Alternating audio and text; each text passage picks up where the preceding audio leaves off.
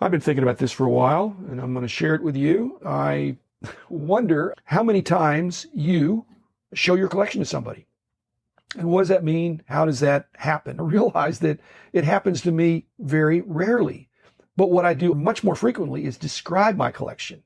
I'm probably older than my average listener, which is good for you, maybe not so good for me. But first of all, thanks sponsors: Heritage Auctions, Huggins and Scott Auctions, Mike Stadium Sports Cards, Burbank Sports Cards, Panini, Upper Deck, and Topps, ComC.com, and Beckett Media, Beckett Grading, Beckett Authentication. So again, just a short weekend episode.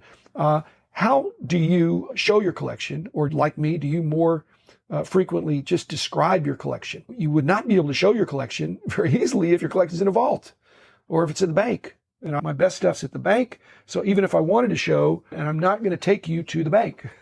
I told the bank, if I show up with some strange person with me, be very suspicious that there's something bad about to go down. Being a little bit facetious there, but still, I'm not going to take people to the bank to see cards that I have in a vault. I'm going to get something out for a little while and put it right back in, but that's not where I'm going with that. The other thing people ask me, what about, do you have this card? And so actually, yeah, I do have that, but it's at BGS right now. And again, I don't want to be too critical, but turnaround times are not any better for me than they are for you. And so it could be at BGS for a long time. So I can't show it to you because I don't have it.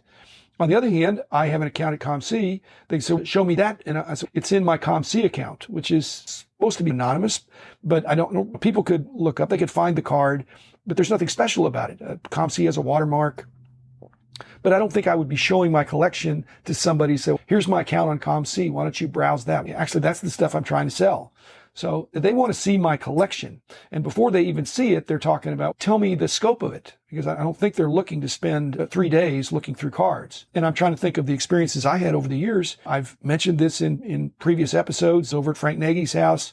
But that was probably an hour looking at some of his cards. It was not exhaustive. We're talking about cards. He's pulling something out. Gavin Riley, just a real Hall of Famer in the industry, one of the founders of the National, doesn't get as much credit as he deserves, but an amazing early pioneer and icon. I was over at his house looking through his cards. This is 1974. I probably spent a couple hours, and I was just enthralled. He had everything mounted. He had great condition. He had 52 top set, all these hot dog cards and rare kinds of things all mounted. It was terrific. But I spent a couple hours there, and he was a teacher. And so I don't know if it's a school night, but that was wonderful of him. Before I'd done any price cut, I spent the day with Barry Halper a number of years ago, many years ago now.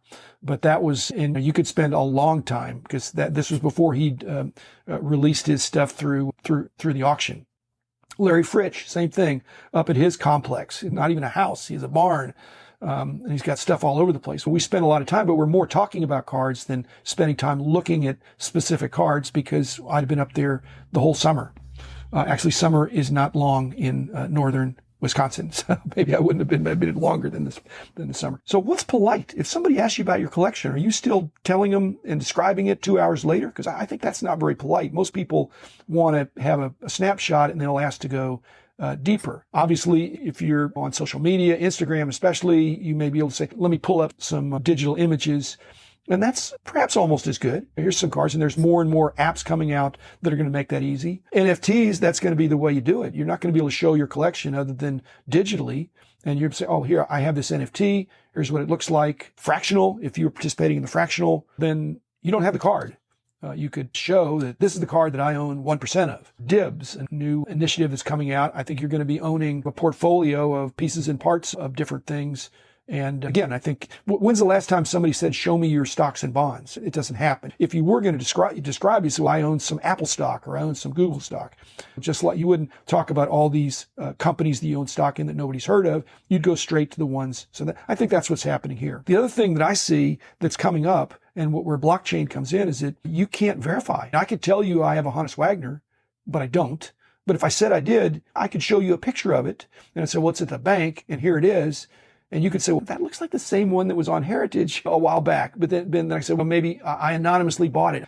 I'm not a liar, but I'm just saying it's unverifiable when you're showing a digital thing, except for the blockchain. I'm not going to mention his name because he still has an extremely valuable collection, but there's a very advanced collector that I'm close friends with. I've never seen his collection. He's described it to me, and I can see it in my mind's eye of this amazing stuff he has, but I have not seen his collection. Actually, there's more than one guy like that has a fabulous collection. They've described it, but I haven't seen it. I'm not upset about it. Rich has been over here and seen a fair amount of the stacks of things I have. If it's in boxes, you can't grade everything if you have a large collection. It's just not feasible. It takes up a lot of room. It's expensive. And how do you even display them?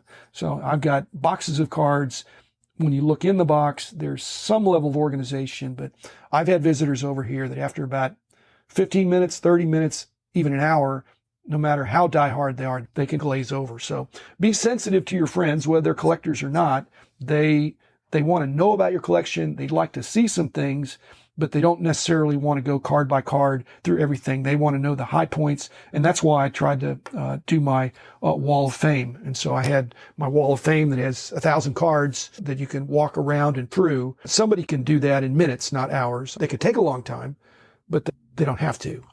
And so that's what I'm trying to create. And I think that's what I'd recommend for you is don't make it so if somebody comes over to see your cards, it's going to take all day for you to pull things out, or you're going to take 30 minutes per card of here's this great card. If you keep it moving, and again, it's what I've organized is according to pop culture of who are the cultural icons. Everybody's going to want to see Honus Wagner. I don't have that card, but I've got other Honus Wagner stuff, Babe Ruth, Mickey Mantle, but Luca and Zion and all those. So I try to have a little something for everybody. You should too. If you've got ideas of how to show your collection or describe it succinctly, I think that's helps the hobby grow because they can see our enthusiasm and not be overwhelmed. So thanks, and be back again on Monday. Enjoy collecting.